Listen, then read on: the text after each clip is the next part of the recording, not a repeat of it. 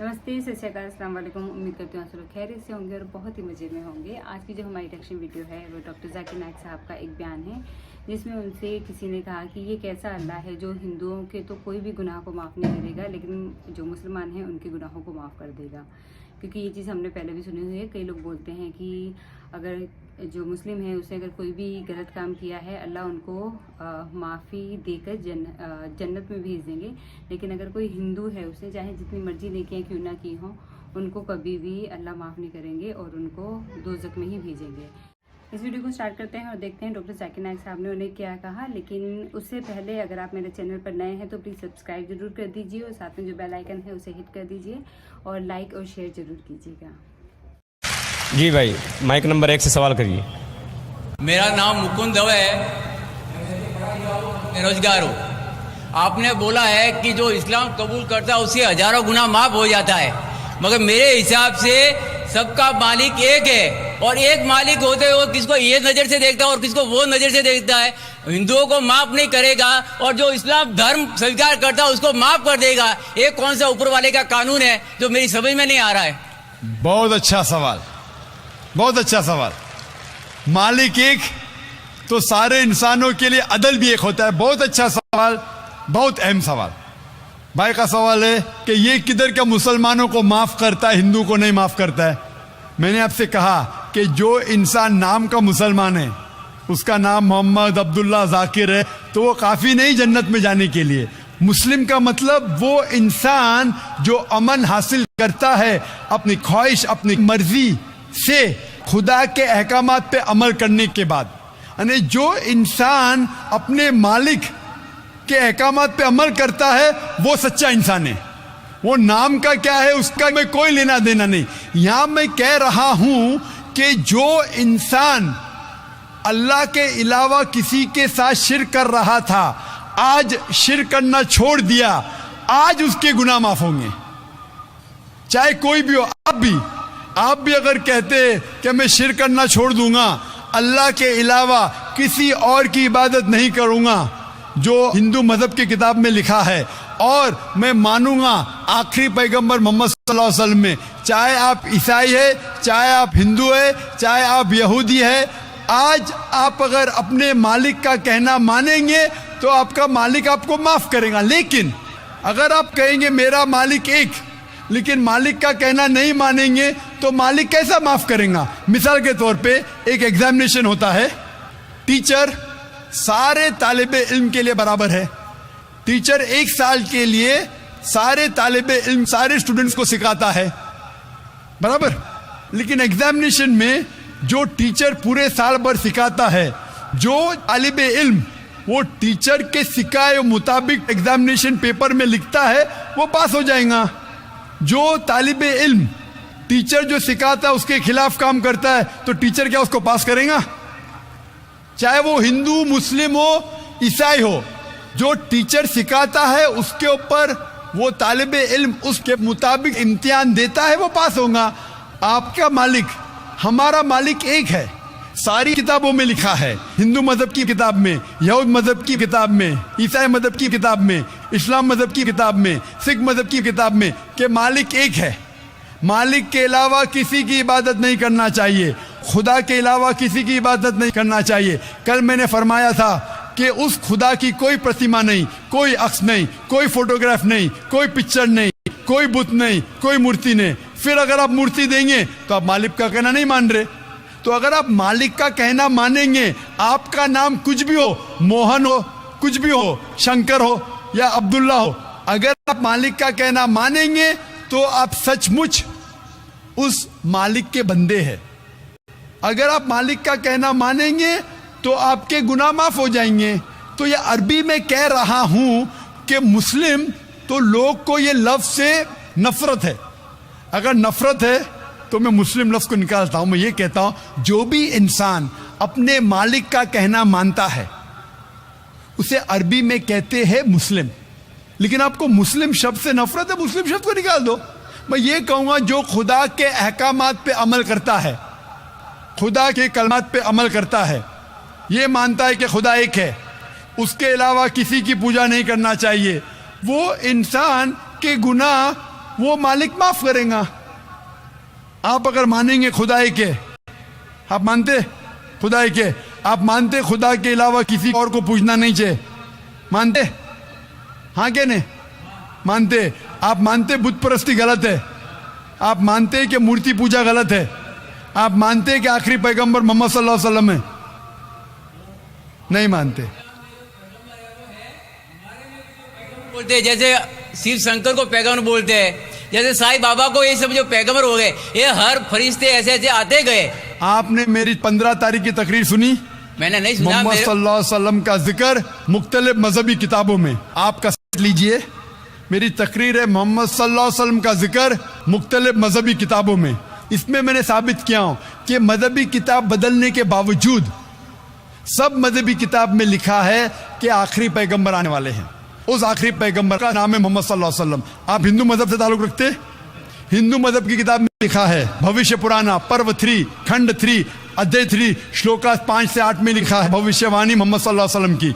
आप पढ़ेंगे भविष्य पुराना पर्व 3 खंड 3 अध्याय 3 श्लोका 10 से 27 में मोहम्मद सल्लल्लाहु अलैहि वसल्लम का जिक्र है। आप कुंटब सुक्ता पढ़िए, अथर्वा वेद में लिखा है, किताब number 20 him number 127 shloka number 1 से 14 में लिखा है मोहम्मद सल्लल्लाहु अलैहि वसल्लम के बारे में। आप पढ़िए अथर्वा वेद किताब नंबर 20 अध्याय नंबर 21 श्लोका नंबर 6 और 7 में मोहम्मद सल्लल्लाहु अलैहि वसल्लम का जिक्र है। मोहम्मद सल्लल्लाहु अलैहि वसल्लम का जिक्र है साम वेद में अहमद जैसा, साम वेद उत्तर चिक मंत्रा नंबर 1500 लिखा है। यजुर्वेद में अध्याय नंबर 31 श्लोका नंबर 18 में। आप पढ़ेंगे ऋग्वेद किताब नंबर 8 अध्याय नंबर 6 वर्ष नंबर 10 में। आप अगर पढ़ेंगे अथर्वा वेद किताब नंबर 8 अध्याय नंबर 5 श्लोका नंबर 16 में मोहम्मद सल्लल्लाहु अलैहि वसल्लम के बारे में अहमद लिखा है। अथर्वा वेद किताब नंबर 20 हिम नंबर 126 वर्ष नंबर 14 में कई जगह लिखा है नाराशंसा। नाराशंसा मतलब वो आदमी जो प्रशंसा के लायक है। इसका अरबी में तर्जुमा होता है मोहम्मद। मोहम्मद सल्लल्लाहु अलैहि वसल्लम का नाम से जिक्र है हिंदू मजहब की कई किताब में। ऋग्वेद किताब number 1 hymn number 13 verse number 3, Rigveda किताब number 1 hymn number 18 verse number 9, Rigveda book number 1 hymn number 106 verse number 4, Rigveda book number 1 hymn number 142 verse number 3, Rigveda book number 2 hymn number 3 verse number 2, Rigveda book number 5 hymn number 5 verse number 2, Rigveda book number 7 hymn number 2 verse number 2, Rigveda book number 10 hymn number 64 verse number 3, Rigveda book number 10 hymn number 182 verse number 2, Yajurveda chapter number 20 verse number 55, Yajurveda chapter number 20 verse 37, Yajurveda chapter number 20 verse 57, Yajurveda chapter 21 verse number 31।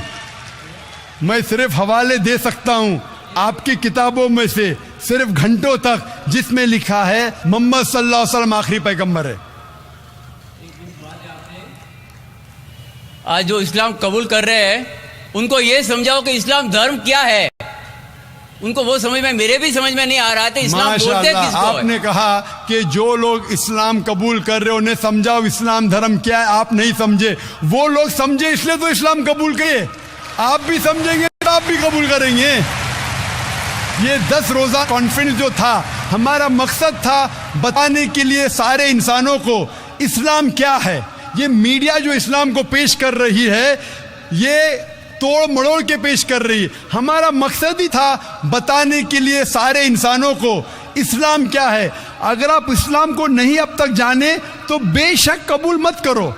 जब भी पहचान लेंगे इस्लाम को तो इंशाअल्लाह आप भी शहादत देंगे। मेरी दुआ है अल्लाह सुब्हानहू व तआला से, उस मालिक से कि आपको हिदायत दे कि आप ये माने कि अल्लाह एक है, अल्लाह के अलावा कोई माबूद नहीं और मोहम्मद सल्लल्लाहु अलैहि वसल्लम आखिरी पैगंबर है। मैं कहूँगा वॉलंटियर से कि आपको मेरी DVD दे मोहम्मद सल्लल्लाहु अलैहि वसल्लम का जिक्र मुख्तलिफ मजहबी किताबों में, उसमें सारे हवाले हैं। और एक खुसूसन तकरीर है मोहम्मद सल्लल्लाहु अलैहि वसल्लम का जिक्र हिंदू मजहबी किताब में, सिर्फ हिंदू मजहब में। आप उसको देखो और इंशाअल्लाह आप इस बात को तस्लीम करेंगे आज नहीं तो कल कि अल्लाह एक है, उसके अलावा कोई माबूद नहीं और मोहम्मद सल्लल्लाहु अलैहि वसल्लम आखिरी पैगंबर है। बहुत से लोग को गलत फहमी है कि इस्लाम धर्म 1400 साल पहले आया। इसीलिए कुरान मजीद में लिखा अल्लाह ने एक ही दीन भेजा, एक ही धर्म भेजा, वो है अमन हासिल करना अल्लाह सुब्हानहू व तआला के अहकामात के मुताबिक। और अल्लाह सुब्हानहू व तआला ने हर दौर में पैगंबर भेजे, लेकिन जितने भी पैगंबर आए थे वो सिर्फ अपने वक्त के लिए महदूद थे और अपने लोगों के लिए थे।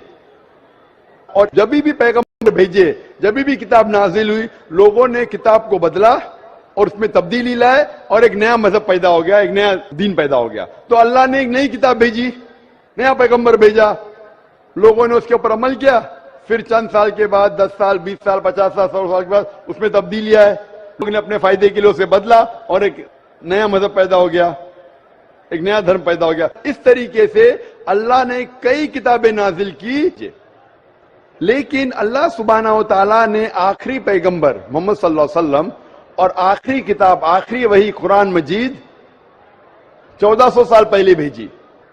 लेकिन इसमें यह कहा गया है कि हर कौम में हमने पैगंबर भेजा, हर कौम में, ताकि कोई ये नहीं कह सके कि मुझे पैगाम नहीं मिला। इंडिया में भी अल्लाह ने पैगंबर भेजे हैं, नाम से हम उनका जिक्र नहीं जानते कि अल्लाह अगर चाहे तो सारे इंसानों को मुसलमान बना सकता है, लेकिन फिर टेस्ट क्या है? अगर टीचर चाहे तो सारे स्टूडेंट को पास कर सकता है, लेकिन टेस्ट क्या? टेस्ट ये वो टेस्ट हो रहा है अब।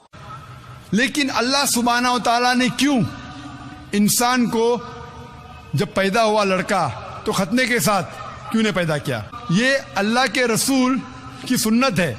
उनने कहा कि लड़के की खतना होना चाहिए। अल्लाह ताला देखना चाहता है कि आप उसके पैगाम पे अमल करते हैं क्या नहीं, उसके पैगाम पे अमल करते हैं क्या नहीं। मिसाल के तौर पे कई चीज अल्लाह ने बनाई, जहर, आप पूछेंगे कि जहर पीना हराम है, तो अल्लाह ने जहर क्यों बनाई? डॉक्टर जाकिर नाइक साहब का पहले भी मैंने एक वीडियो देखा है जिसमें उन्होंने मेंशन किया है कि सारे जो वेद हैं, ग्रंथ हैं, उनमें भी प्रोफेट मोहम्मद सल्लल्लाहु अलैहि वसल्लम का जिक्र किया गया है। ऑल्दो उन्हें अलग अलग नाम से उसमें एड्रेस किया गया है, लेकिन जो उन वेदों में लिखा हुआ है वो सारे साइन यही हैं जो प्रूव करते हैं कि प्रोफेट मोहम्मद सल्लल्लाहु अलैहि वसल्लम ही आखिरी पैगंबर हैं। क्योंकि बाकी सब वेद में ये बात तो सब जानते हैं कि हर वेद में, हर ग्रंथ में ये लिखा हुआ है कि कलयुग में एक पैगंबर आएंगे जो पूरी दुनिया को सही राह दिखाएंगे। तो प्रोफेट मोहम्मद सल्लल्लाहु अलैहि वसल्लम का ही वो अल्टीमेटली जिक्र करते हैं और प्रोफेट मोहम्मद सल्लल्लाहु अलैहि वसल्लम ही वो आखिरी पैगंबर रहे हैं जो इस दुनिया में आए थे और उनके थ्रू ही कुरान नाजिल हुआ था। और जैसे कि पहले मतलब मैं खुद भी यही सोचती थी कि जो इस्लाम की शुरुआत है वो 1400 ईयर्स पहले हुई थी, जबकि सच्चाई ये नहीं है कि शुरुआत इस्लाम की 1400 साल पहले हुई थी, बल्कि वो 1400 साल पहले आखिरी पैगंबर प्रोफेट मोहम्मद सल्लल्लाहु अलैहि वसल्लम आए थे। और इस्लाम की जो शुरुआत है वो बहुत पहले से हो चुकी थी। जो एडम को भेजा था इस धरती पे वो अल्लाह ने ही भेजा था, तो वो फर्स्ट इंसान थे जो इस दुनिया में आए और उनसे ही फिर पूरी दुनिया चली है। तो इस्लाम की शुरुआत तब से ही थी। प्रोफेट मोहम्मद सल्लल्लाहु अलैहि वसल्लम से पहले भी उस खुदा ने इस दुनिया में बहुत सारे पैगंबर भेजे हैं, लेकिन उनके थ्रू जो बुक नाजिल हुई थी उन बुक्स में टाइम के साथ साथ में कुछ छेड़खानी होकर कुछ बदलाव आ गए थे। इसीलिए जब कुरान नाजिल हुआ, कुरान में कोई भी छेड़खानी नहीं हुई है, वो प्योर बुक है, जैसे नाजिल हुई थी आज भी उसी कंडीशन में है। और इसीलिए ये भी कहते हैं कि जितने भी मुस्लिम्स हैं वो कुरान पे तो अपना ईमान रखते हैं, लेकिन उससे पहले जो किताबें नाजिल हुई है उनको भी वो उतनी ही रिस्पेक्ट करते हैं, उतनी ही इज्जत देते हैं, क्योंकि वो ये विश्वास करते हैं कि वो सारी किताबें उस खुदा ने ही भेजी हैं, उस अल्लाह की ही भेजी हुई किताबें हैं। ऑल्दो कुछ चेंजेस हो गए थे उनमें, लेकिन आई तो वो उसी खुदा से थी। इसीलिए जितने भी मुस्लिम्स होते हैं वो बाकी जितने भी मुस्लिम्स हैं वो बाकी जो किताबें नाजिल हुई हैं होली बुक्स, उन पे भी अपना ईमान रखते हैं। और जो लास्ट किताब नाजिल हुई है प्रोफेट मोहम्मद सल्लल्लाहु अलैहि वसल्लम के थ्रू, उस पर भी अपना 100% ईमान रखते हैं। तो बहुत ही अच्छा वीडियो है और आज की इस वीडियो को हम यहीं ख़त्म करते हैं। बाय।